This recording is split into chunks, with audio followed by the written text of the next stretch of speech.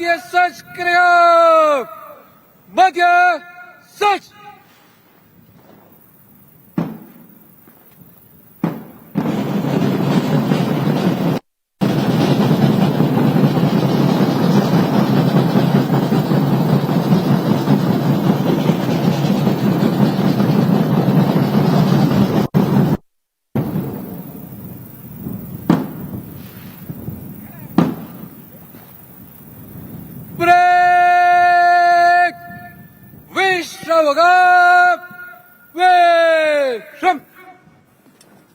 On this enchanting and thrilling and auspicious occasion of Independence Day, today's chief guest and Honorable Chief Minister of Andhra Pradesh, Sri Nara Chandrababu Naidu Garu, is requested to give his valuable message. 80వ స్వాతంత్ర దినోత్సవ సందేశాన్ని అందించవలసిందిగా ఈనాటి కార్యక్రమ ముఖ్య అతిథి గౌరవనీయులైన ఆంధ్రప్రదేశ్ రాష్ట్ర ముఖ్యమంత్రి వర్యులు శ్రీ నారా చంద్రబాబు నాయుడు గారిని అభ్యర్థిస్తున్నాం.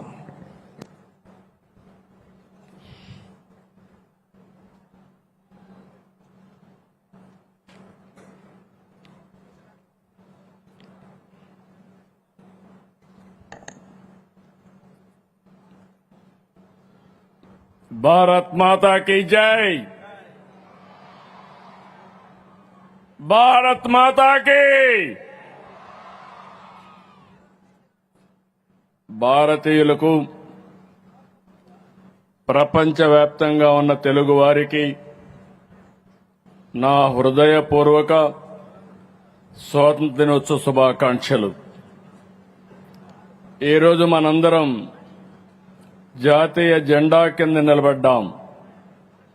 ఈ జాతీయ జెండా మన స్వాతంత్రానికి ప్రతీక, మన ఆత్మ గౌరవానికి ప్రతిబింబం, మన ఐక్యతకు చిహ్నం, మన భవిష్యత్తుకు మార్గదర్శకం. 90 ఏళ్ల పోరాట ఫలమే స్వాతంత్రం.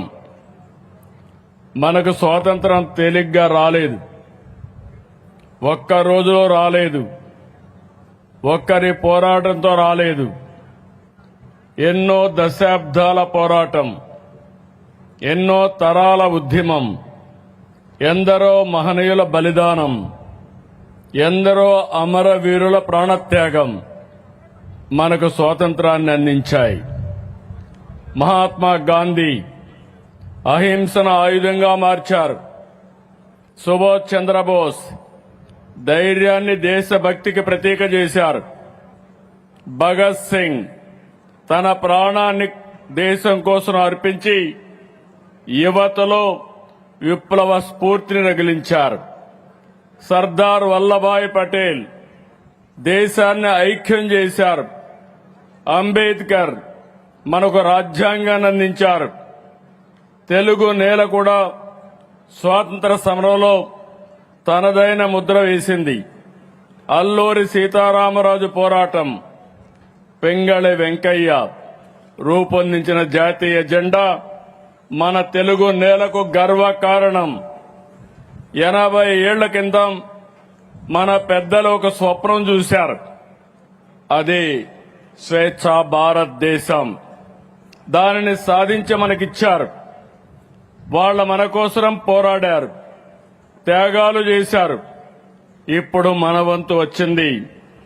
స్వాతంత్రం వచ్చి 100 ఏళ్లు పూర్తయ్యే 2047 నాటికి దేశాన్ని, రాష్ట్రాన్ని నెంబర్ 1 చేయాలనే సంకల్పంతో పనిచేద్దాం అనే నేను సంకల్పం. ఈ దేశం మనకు హక్కులిచ్చింది, గుర్తింపు తెచ్చింది, గౌరవం తీసుకొచ్చింది. దేశానికి మనం ఏం చేయాలనేది ఆలోచించాలి. దీనికోసమే నా దేశం, నా బాధ్యతని ముందుకు సాగాలి. మన చేతిలో జాతీయ జెండా ఉండాలి. మన గుండెల్లో బలమైన అజెండా ఉండాలి.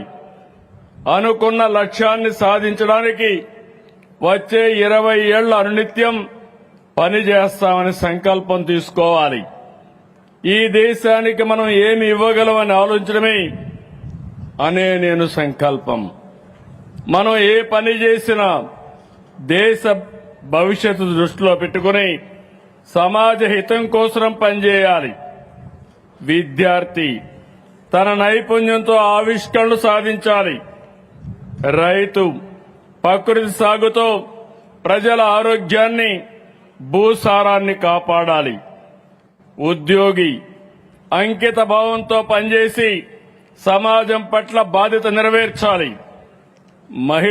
మహిళ అవకాశాలను అందిపుచ్చుకుని సాధికారత సాధించాలి. ఇలా ప్రతి ఒక్కరూ వ్యక్తిగత జీవితంలో విజయం సాధించడం కూడా దేశ నిర్మాణంలో భాగమే. ఒక వ్యక్తిగా మీ ఆలోచన చిన్నదిగా అనిపించవచ్చు, కానీ కోట్లాది మంది భారతీయులు కలిసి అది దేశ సంకల్పం అవుతుంది. అందరం ఒక కొత్త స్వప్నాన్ని సాకారం చేయాలి. అది వికసిత్ భారత్ 2047, స్వర్ణాంధ్ర 2047. 80 ఏళ్ల క్రితం మనం స్వేచ్ఛను సాధించుకున్నాం. వచ్చే 20 ఏళ్లలో ప్రపంచాన్ని జయిద్దాం. ఒకటే లక్ష్యం, ఒకటే గమ్యం. ప్రధాని శ్రీ నరేంద్ర మోడీ గారు వికసిత్ భారత లక్ష్యాన్ని నిర్దేశించారు. మనం స్వర్ణాంధ్రప్రదేశ్ లక్ష్యాన్ని పెట్టుకున్నాం. ఈ రెండు లక్ష్యాలు వేరు కాదు. వికసిత్ భారత్కు బలమైన రాష్ట్రం, స్వర్ణాంధ్రకు బలమైన దేశం కావాలి. అందుకే దేశం కోసం మనం చేసే ప్రతి పని స్వర్ణాంధ్ర నిర్మాణంలో ఒక భాగం. స్వర్ణాంధ్ర కోసం మనం చేసే ప్రతి పని వికసిత్ భారత్ నిర్మాణంలో ఒక భాగం. అంతా కలిసి ఐక్యంగా, బాధ్యతగా స్వర్ణాంధ్రప్రదేశ్ నిర్మిద్దాం. వికసిత్ భారత్ను సాకారం చేద్దాం. దీనికోసం 80వ స్వాతంత్ర దినోత్సవ సందర్భంగా దృఢమైన సంకల్పం తీసుకుందాం. ఎన్నో సవాళ్లు దాటి వచ్చాం. స్వతంత్ర భారతదేశం ఎన్నో సవాళ్లు ఎదుర్కొంది. రాష్ట్రం కూడా ఎన్నో ఒడుకుదొడుకులు చూసింది. ప్రత్యేక రాష్ట్రం కోసం పొట్టి శ్రీరాములు గారు చేసిన త్యాగం మనకు గుర్తింపు తెచ్చింది. 1953 అక్టోబర్ 1న కర్నూలు రాజధానిగా ఆంధ్ర రాష్ట్రం ఏర్పడింది. 1956 నవంబర్ 1వ తారీఖున హైదరాబాద్ రాజధానిగా తెలంగాణతో కూడిన ఆంధ్రప్రదేశ్ అవతరించింది.